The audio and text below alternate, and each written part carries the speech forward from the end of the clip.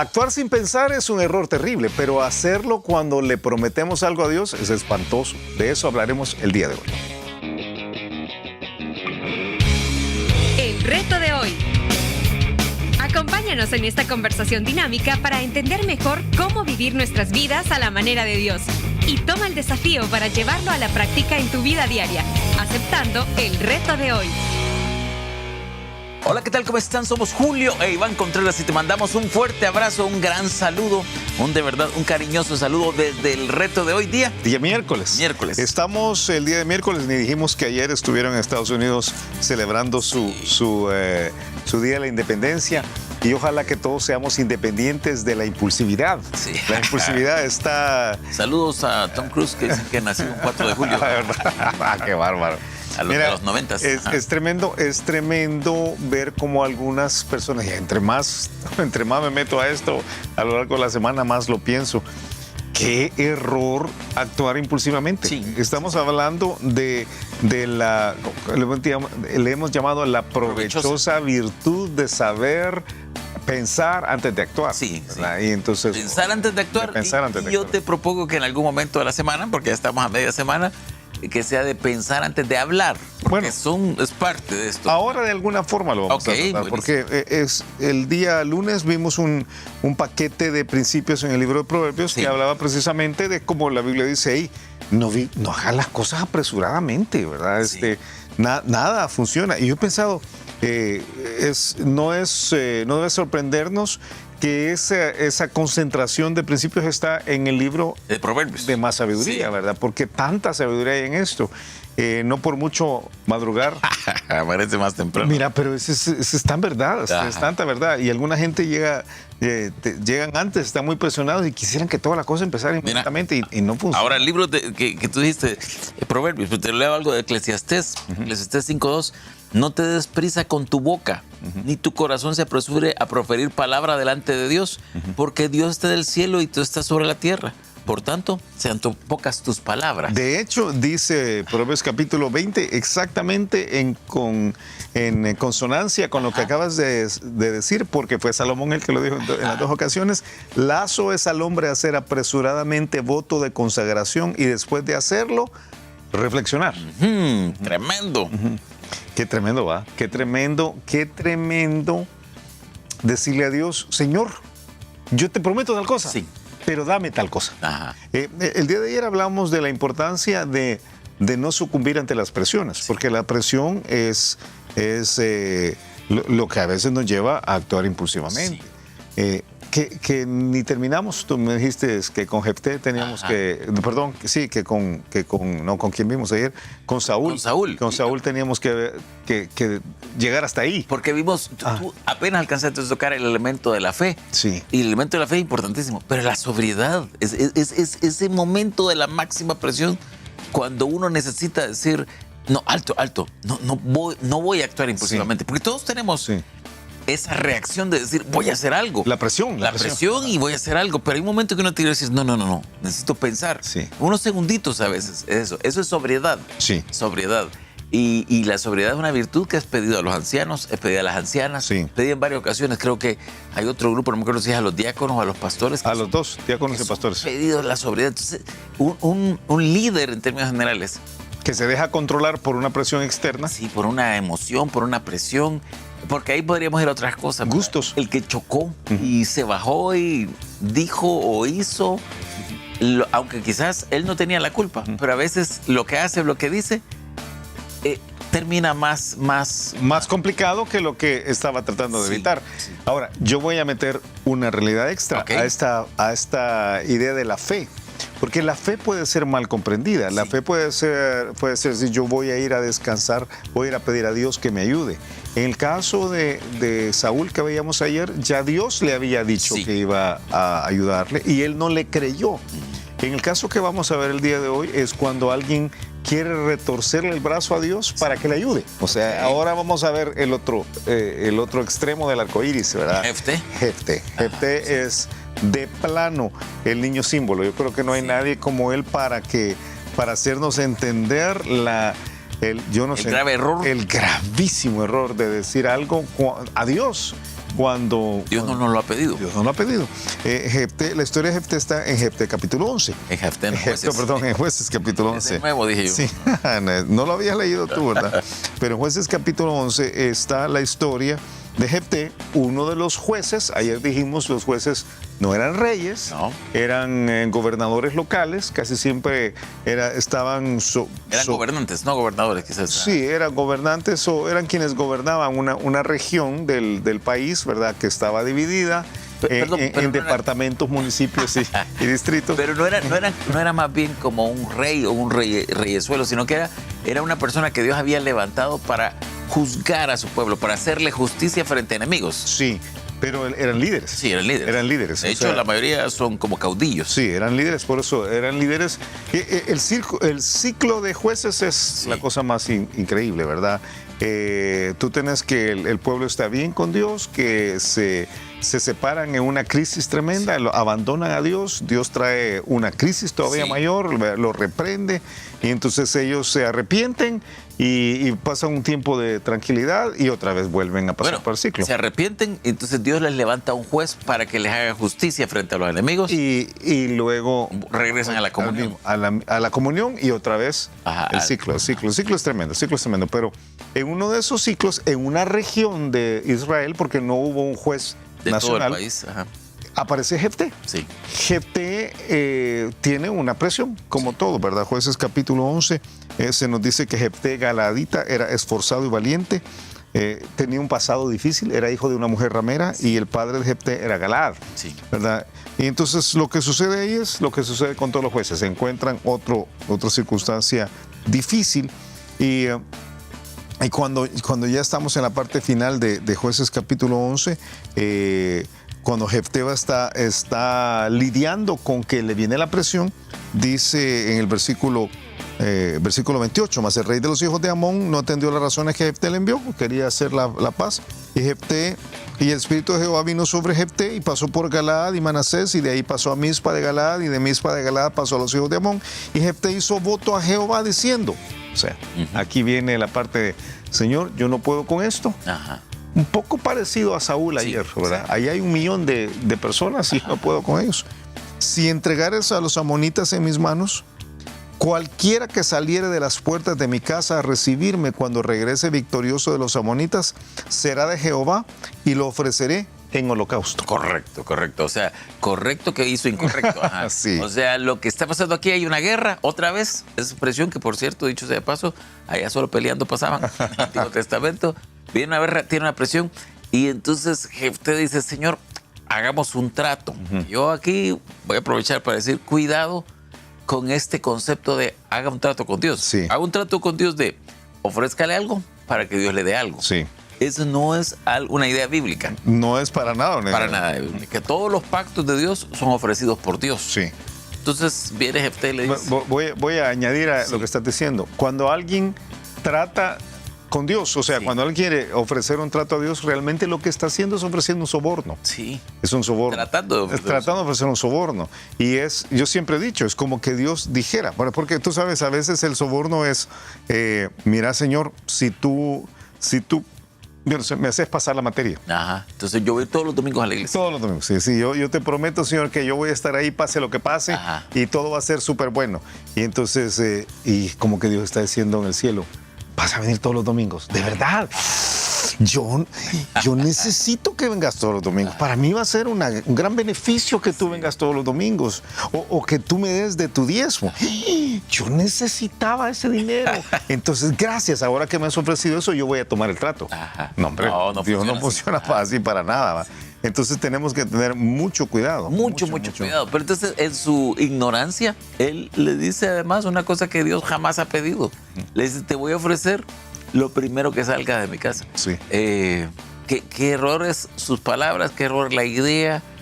Y de todos modos, Dios ya le había dado la victoria. Sí. O sea que es otra vez, cuando tú te apoyas en las promesas de Dios y no en tus buenas ideas o los tratos que querés hacer, las cosas salen bien. Sí, totalmente de acuerdo. Algunas aplicaciones al día de hoy, si me das el trabajo, Señor, entonces yo tal cosa. Si me haces pasar el examen, Señor, entonces yo tal cosa, si me bendices, Señor, si me sanas, si sanas a mi hijo. Si sanas mi matrimonio, dejo a esa mujer. Qué bárbaro. En serio, cosas así. Si me das el negocio, Señor. Entonces lo que ofrecemos es, voy a ir a la iglesia, voy a dejar de fumar, voy a dejar de beber, voy a comenzar a diezmar, voy a discipular, voy a leer la Biblia, voy a orar todos los días. Y es como que, yo necesito eso, Señor. Gracias, Iván, gracias. No.